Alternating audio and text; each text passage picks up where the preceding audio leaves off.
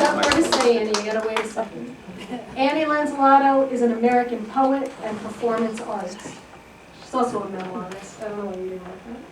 Her books include What Do You Call the Wind from Bordighera Press, Hard Candy and Pitch Roll Yaw from Guernica World Editions, Ella's for Lion, an Italian Bronx Butch freedom memoir by CUNY Press, and Skitstorm from Bordighera. Schist. I like to say skits. I'm from Brooklyn. She podcasts as Annie's Story Cave. Her presentation, Love Day, is about what Annie said, told her father, Dad, write about it, I'll make a story of it. And he did, thousands of pages. Annie shares his handwritten account of frontline combat in Okinawa as a private first class in the 1st Marine Division and her struggle to find peace and health through intergenerational trauma. And I'm going to stay over here. Yeah, okay. I dedicate tonight, the next 20 minutes, to those who create peace, have the luxury to have the chance to create it, but who do it. Many of my friends here, you can tell by how they're dressed, are peacemakers and peace creators and pledge peace, talk to each other. My special guest of honor, you have to put your camera down and come up. Hideko Otaki, come up. Thank you. Tell them your name. Hideko Otaki. Okay, tell them how we met. Okay, we are doing some special Okinawa Memorial event in June every year. And, every year, I would like to, give a wonderful opportunity. In the end of June, we have some event to call all the, war dead people during the Battle of Okinawa, including all the civilians in Okinawa, soldiers, Japanese Okinawan soldiers, also all the, American soldiers who lost their lives. That we just wished out peace, and every, life, should be mourned, and, we wish the peace.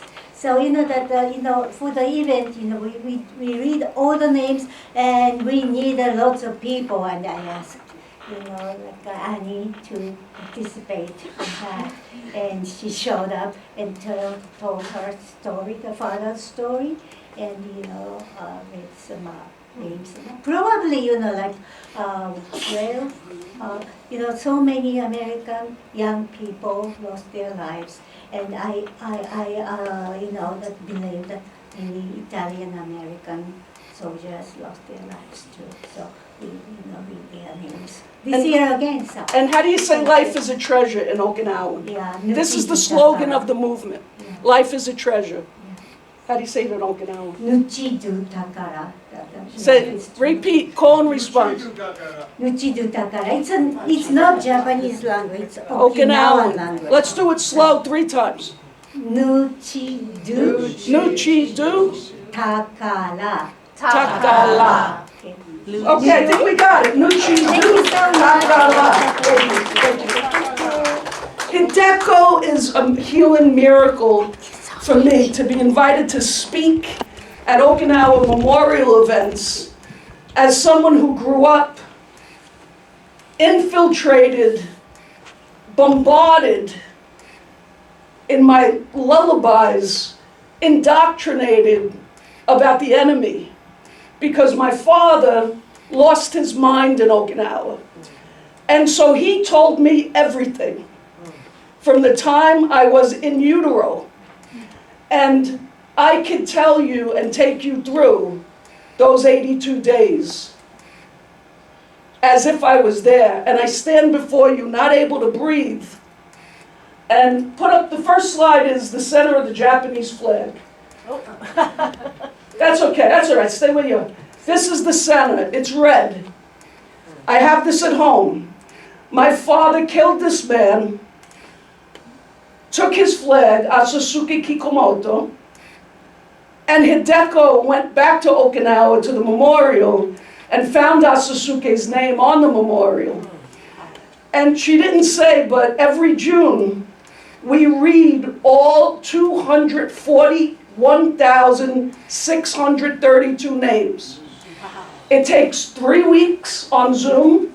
It's an international organization, and Hideko is one of the organizers. I read names in English, but you could read them in Japanese, Okinawan. If you'd like to participate, you could talk to Hideko. Okay, slide 2. Can you see me if I sit? Yes. Love Day, 1945, April 1st, Easter Sunday. Love Day, it was called by the U.S. Marine Corps and Army because it was the morning of the amphibious assault of Okinawa. This would turn out to be the very last major battle of World War II because of its depravity, dismemberments, psychosis. Over 20,000 Allied troops were counted to be carried off the field shaking in various states of psychosis. That doesn't count my father. He is, and we are, uncounted casualties. The families of soldiers who were never treated and had to relive the trauma of the dismemberments and the depravity. There's no post in trauma. You relive it, and you relive it, and you relive it. Next slide. In 82 days, 241,632 counted dead. But we don't know how many Okinawan women were pregnant. Who knows? How many of their names weren't on birth certificates? Who knows? We'll never know. This is a page from my father's copious notebooks. Thousands of pages I have, letters, handwritten memoir. I have the next 2 slides will blow up so you can read this. He was there for every minute of Okinawa. He was one of the first to land. This says 1945, April 1st, April Fool, Easter Sunday, invasion of Okinawa, Operation Iceberg, USS MacGuffin, APA 199, which means assault, amphibious assault ship. Love Day, the first ship to be unloaded. Here's his drawing on a U.S. Marine map where he shows where he landed. The U.S. military named the beaches with color codes. His ship was the first to unload on Blue Beach, and he was in the 5th wave off the ship, which means he had to jump from the ship into the Amtraks that went toward the beach. 2nd Platoon A Company, 32nd Replacement Division, 1st Marine Division, was the 5th wave. Were you there? April 1st to June 21st, 1945. So out of 1,500 ships and 75,000 military personnel who landed, he was one of the first in the middle of the island on Blue Beach. And his ship, the USS MacGuffin, they called it My Coffin. Born Giuseppe Rocco Lanzillotto in the Bronx to family, parents from Bitetto, Bari. From 8 years old, he was an iceman in the South Bronx. No childhood. In school, they called him Joseph. In the Marines, they called him Lanzy. And on the street, they called him the Smiling Iceman. The Marines for him was a break from his harsh upbringing in the Bronx, corporal punishment, and from carrying ice 3, 4 a.m. every day. The rifle, he writes, was a feather. Not like a feather, not like as a feather, but a feather. 1943, April, Paris Island, boot camp, Joseph Lonzilloto. The M1 rifle was 9 pounds. To me, it was a feather. To me, I was used to carrying ice and coal, 50 and 100 pounds. The M1 Garand rifle was 9.5 pounds. It carried 8 bullet clips of ammo of 30 millimeter bullets. A skilled Marine could fire 50 shots a minute, up to 500 yards accuracy. Troops in the rear had 5-pound rifles if they had other jobs to do. This rifle was for men whose only job was to be a killer. This was for the front line. My father writes, Joseph Lanzillotto, April 1st, 1945, Okinawa, USS MacGuffin. The loudspeaker says, 4th and 5th wave topside. Time passed fast. The lieutenant said, 2nd platoon, let's go. I'm thinking it took 2 years before I'd see combat, and I'll be among the first to step ashore. That makes my chances of survival nil. And I have to bug a Marine. We are on deck at the railing. I'm talking to Joey O'Brien. He says, Lanzy, be careful. I say, Obi, see you on shore. The loudspeaker said, 5th wave over the side. The lieutenant was calling out names. I don't know why. We all had to go in the same landing craft. He called Al Prentice. Then he called Lanzy. I was talking to Joey O'Brien. I said to him, so long. The lieutenant was looking into my eyes as I went over the side. I took the look to mean, keep on, Al Prentice.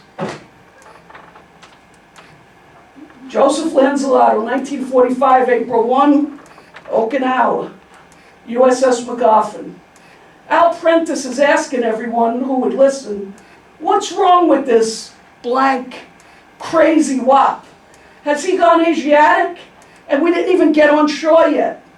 The landing craft pulls away from the ship, and I'm watching us leave the ship that was home for a month and a half. I gotta love the USS MacGuffin. The USS MacGuffin had its hands full. The landing crafts were going in a circle. I was watching the kamikaze keep attacking the MacGuffin. It was a show.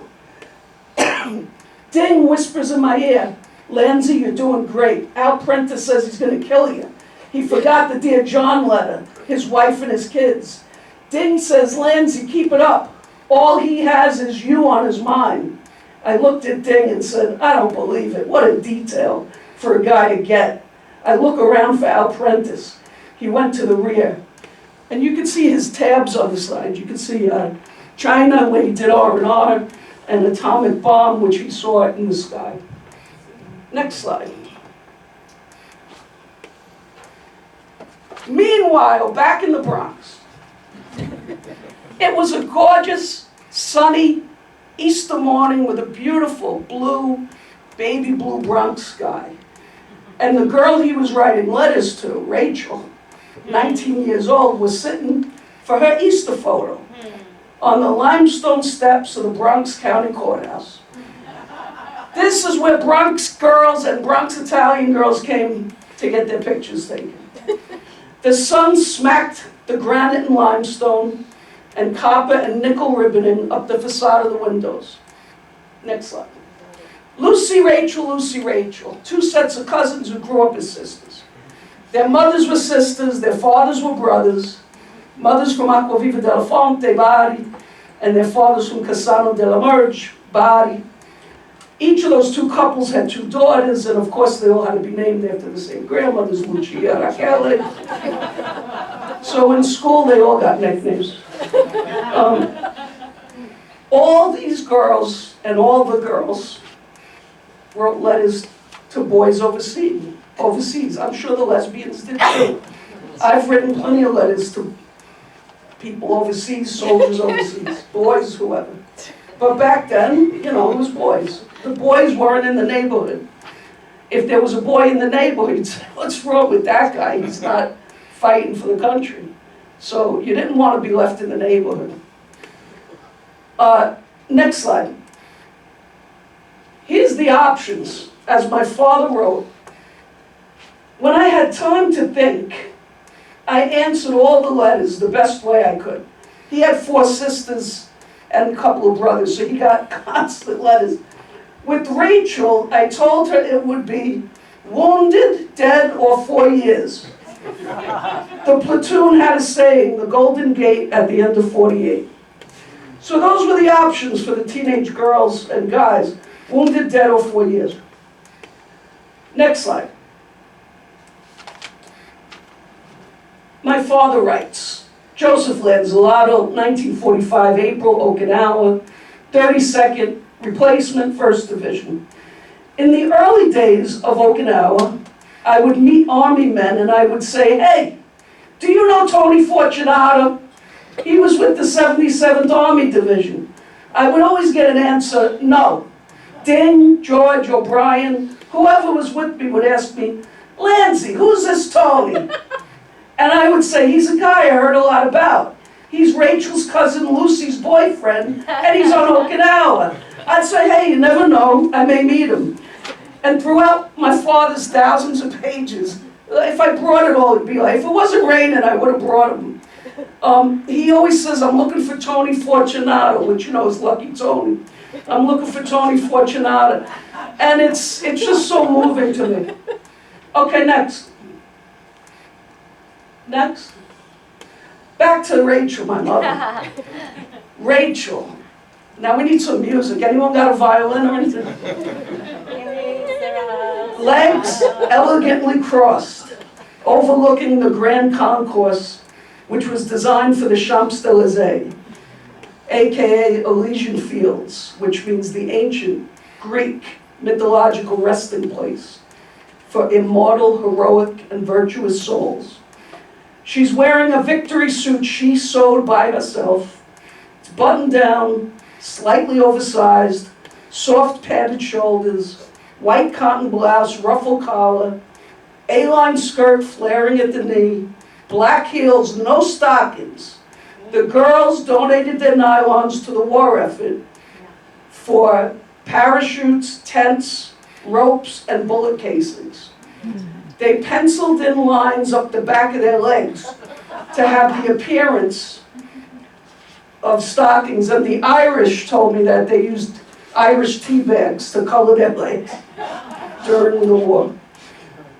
During wars, I should say, because they were neutral during World War II. But some of them fought for the British Army. It's a long story. Anyway, next slide. Lipstick of the day was Montezuma Red. Rounding the upper lip into Vesuvian double mounds, it was designed to match the exact red of the Marine piping in the uniform. Lipstick was patriotic. Beauty is your duty was the public messaging campaign. Wow. What young Rachel didn't know, what nobody knew, was that on this day, as she sat on the Bronx County Courthouse, smiling pretty for the camera, for her Easter photo, just hours before, the boy she was writing letters to, Joey Lanzy, had landed on Okinawa. And the date she wrote on the bottom of this photo would turn out to be the defining moment of our family for generations, of our trauma for generations, mental illness, addiction, and it goes on and on and on. Violence, domestic violence isn't even, that sounds like, I don't know what it sounds like, a parfait. Domestic violence, like parfait, give me parfait. It was fucking, you were born in war in hell, my sister tells me. She was 13, you were born in hell. That's what she tells me. And she's very mild-mannered. Lives in Connecticut, passes, you know. Why did Rachel write the letter on the photo? Anybody? The date? Yeah, why'd she write the date on the photo like that? Why would a teenage girl in the Bronx just put April 1st, 1945? Well, Grandma Rose, her mother, was very domineering. And she had a thing for putting dates on photos. So I know that she said, put it a date, put it a date, put it a date.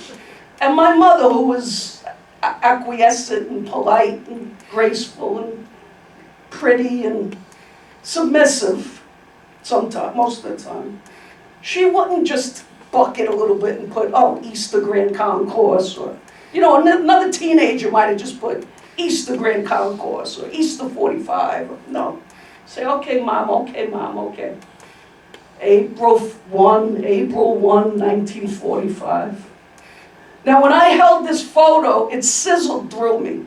This is the kind of thing, if you don't have a poet in the family or someone very tuned in, nobody's noticing this in a box of old photos. Oh, how nice. Oh, yeah, look at these old photos. Yeah. Do you want them? No, we throw them out. What are we going to do? No. When I held this photo, it sizzled through me. And I'm all alone with this because no one understands. Who are you going to call? Stan Pugliese, maybe. Maybe he's the only one who understands. Say, Stan, you wouldn't fucking believe it. I got an Easter photo of my mother as a teenager. You're not going to believe what date it says on the bottom. She wrote it in blue ink. It sizzled through me. And everything, time and space between my father and my mother and me disappeared, dissolved. I said, oh my God. With that date, she wrote herself into the history of Okinawa, the invasion, the trauma, the psychosis that we would all live inside, that would ruin our lives. She wrote that, and now she's inside it. And I wanted to rip up the photo and tell her, Ma, run. Run from that courthouse. You're going to end up there 25 years later in divorce court. Get the hell out of there. You want to be a stewardess, you're fascinated by airplanes. Go. Don't listen to your mother, don't listen to your father. Get the hell out of there. You're going to be a servant. You're going to be serving coffee for the next 25 years of your life, getting beat. You might as well serve coffee up in the sky, above the violence, above the clotheslines, above the psychosis, above the argument, above glass being smashed. Go! Next slide. My father writes, at night you couldn't leave your foxhole. You never knew what was going on in your Marine buddy's mind. He may be fine one moment, and the next he may do something erratic, or firing his weapon at something or anything. He might as well have been writing about my childhood. As Sally told me, my friend, the psychiatric social worker, you were trapped with a maniac.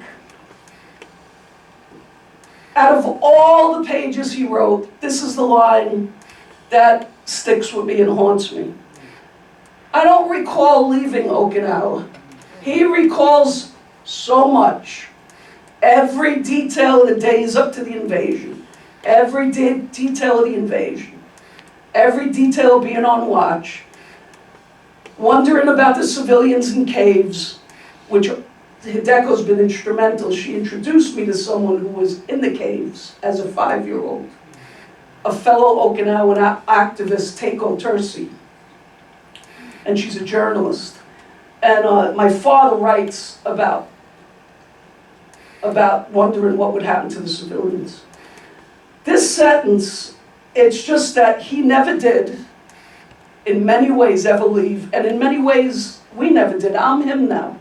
I'm 62, standing before you, unstable enough to breathe oxygen on my own. And I'm sitting with maps of Okinawa on my lap alone at night, like he did. And I'm a civilian, but I lived and breathed Okinawa in a civilian way. And civilian trauma is particular because you can't reach back through time and stop the hemorrhaging. You can't even try. You're not there. You were never there. You didn't smell the smoke, but you can't breathe anyway. You didn't see the civilians jumping off cliffs or holding grenades to their family, but you see it at night in your dreams. I dream of Japanese soldiers. I always have. Now they dress in suits, and they're guardians. As I run over boiling terrains, they witness me.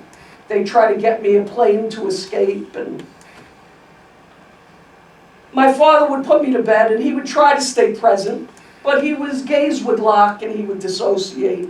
And we were in Okinawa, and that's where the lullabies went. So they went right into my subconscious brain. The other thing he said that haunts me is, why didn't they stop us? He was talking about the landing, because the Japanese embedded in the in tunnels, let's say, just to keep it short. They didn't over-attack them on the beach like other, battles you know of. He says, we ran up the beach, dove over the seawall, and kept running till we hit the road. I looked up at the mountains and thought, wow, what they could have done to us with a few well-placed machine guns. Why didn't they stop us? But to me, this question isn't just about defending the beach. It's about society, civilian and military, when there's no guardrails. It's about the word violence, we could say, when there's no boundaries, there's no stop guards. There's an intimacy in violence. There's no you, me, there's no skin, when there's blood and bruises. When you're screaming like a kid throwing a fit, when you're in maniac mode, it's like something else takes over the whole family, whoever's there. The dog, the children, grandma, whoever's there. And someone has to break the tension. The tension's always there. It's so thick. And we're trapped inside it. And it's constant. It was constant. And the tirades of words, the debasement is, something, I don't know what else to say. So I want to tell my mother to run. Because nothing in my estimation is more brutal than when your life is threatened from inside your own home. In your own kitchen, your bedroom, over your radiator, under your chandelier, and it gets in the house. It's in the molding, it's in the tin ceiling, it's in the floorboards, it's in the seams between rooms, in the saddles, it's in the outlets, it's in the hinge on the door where you slip to the floor. It's in the goddamn toaster. The toaster just hums with it. The whole house seized whenever he came home. Nothing breathed. Not the wood, not the furniture, not me. I never breathed. Uncounted casualties. When the doctors look at my lungs, they see ground glass. Yeah, you can forward. So he was in, all right, I'll read this one, it's beautiful. 1945, June, Okinawa, K Company, 5th Regiment, 1st Division. When you are on watch alone, especially at night, all your senses are with you. Mind, eyes, nose, ears. And your whole past comes before you. You think mostly of people you love in the States. A rock hit my ledge. I look towards the paths. I look in all directions. I'm thinking someone wants to see if I'm awake. Watch alone is rough. There's no one to nudge you if you fall asleep, and you force yourself to stay awake. If the Japs pass you, others are in trouble. Rachel's perfume letters are in my breast pocket. Keep me awake. I keep bending my head to smell the letters. Next slide. Rachel's perfume letters in my breast pocket keep me awake. I keep bending my head to smell them. This is more about the perfume. Next slide. I tried to live in the crystal ball up in the sky. He's referring to what my mother wrote in those love letters. Next slide. Shalimar. The reason the Allies won the war, people, is nothing you've ever heard. It's Shalimar perfume.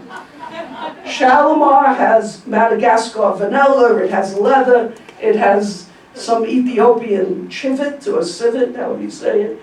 Calabrian bergamot, night bloom and jasmine. It makes you like, you can't think of nothing else but the nape of her neck. That's it. Full stop, Shalimar, and I hated it. I think in civilian life it made him nuts. I wish she changed her perfume. Maybe things would have been better, I don't know. But look it up. In 26, it was brought to market. In 45, the ads all show servicemen buying it for their lovers. Okay, let's go. Next slide. Yeah, keep going. Oh, this one. Go back? Yeah, go back one. Okay.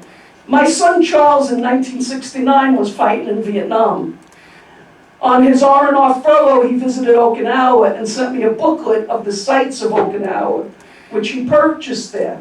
In the booklet was a monument for 746 children of high school age that died in the caves on the island.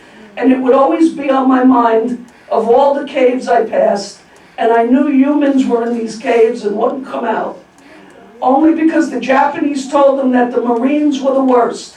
So they told them that the Marines were rapists, torturers, and murderers. And later on in the campaign, the demolition people sealed up cave after cave. All right, we'll go fast now, just keep going. This is the flag that he brought home. I'll show you some close-ups, and if anyone would like to help me on my quest to place the flag, I may repatriate it. When I called the American Marine Museum, they said, it's, what they say, something to the effect of, it's in bad shape. I said, yeah, hello, we're all in bad shape over here. And the story is in the negative spaces. These are this is heaven, and the next slide is earth, and then there's these spaces, my father's K-bar knife, there's faded blood, there's bullet holes, and he anyways, speaks for itself, and yeah, keep going, yeah, we're just gonna go through some of the slides, and it tells the story of this Japanese soldier, Asasuke Kikumoto, and his friends sign it, and there's a war cry, something like pleasure today, emperor, heaven, earth, or duty to the emperor is my pleasure, something along those lines, which was a banzai call. And I just want to get to the end. Yeah, pleasure today to help the emperor. Keep going. We'll skip. This is a letter he wrote me in college. If you want to see his letters, come visit me. This is something, he says to me, you write, have I got any dreams left? He would paste articles in the letters, and they're really amazing. Okay, keep going. I just want to, this is me and my father. This is the mental home where he would stay, not only in the boiler room. This is where you find these guys. Where do you find, let's use all the $5 words. Working class, I don't know, what are the words? Ask Mike Fiorito. Civilians, frontline, flesh. Where do you know where you find these guys? If I go down the basement of the mental home after he was in the VA Veterans Ward, and me and Audrey would go, Dad, where are you? I'd hear a voice, Annie, where are you? We'd go downstairs into the boiler room. But where is he? I hear his voice. He's in the crawl space of the walls of the boiler room of the mental home. This is where you find these guys. And the last slides, it's Okinawa Memorial, Life is a Treasure, and one of Hideko, we'll end on Hideko. This is some news stuff. These are the dead. And yeah, I think there's one more maybe. No, that's it. Veterans for Peace, I'm a member. Hideko brought me into it. If you'd like to join, they welcome civilians and pledge peace. Thank you. Thank you.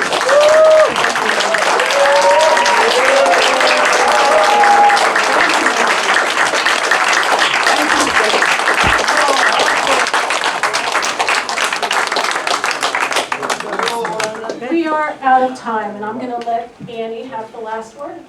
So if you'd like to come up and talk to her, you can come and talk to her, but she gets the last word today. So thank you. Anthony's here.